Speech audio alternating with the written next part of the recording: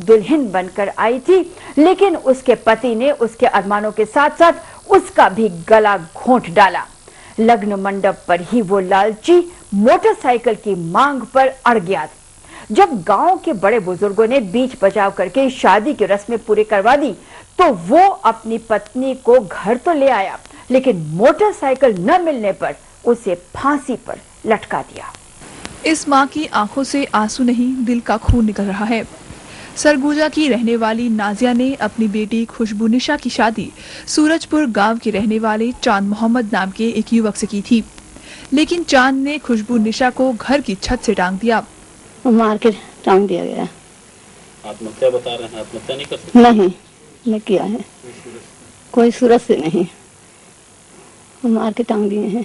हैरानी की बात तो ये है कि केवल 5 महीने पहले ही खुशबू निशा की शादी हुई थी। शादी के वक्त उसके परिवार वालों ने अपनी हैसियत से भी बढ़कर दहेज दिया था, लेकिन चांद मोहम्मद तो मोटरसाइकिल की मांग पर अड़ गया।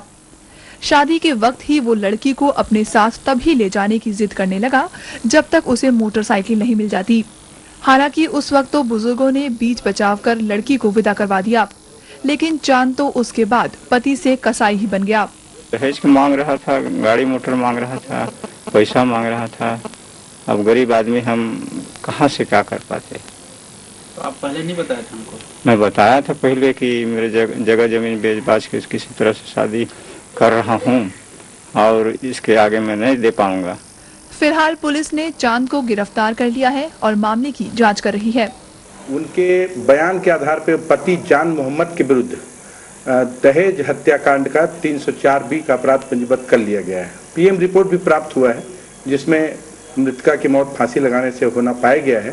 तो शादी के अत्यंत अल्प समय 5 महीने के अंतराल में उसकी मृत्यु हुई है, तो फांसी लगाने से हुई है, तो कोई न कोई कारण तो होगा ही। तो वही दहेज हत्याकांड का कारण तुरंत अपराध पंजीबद्ध किया गया है। भले ही कानून चांद मोहम्मद को उसके किए की सजा दे, लेकिन इस घटना ने खुशबू निशा को तो हमेशा के लिए छीन ही लिया है। तो आपने देखी हमारी आज की आंखों देखी क्राइम कानून रिपोर्ट।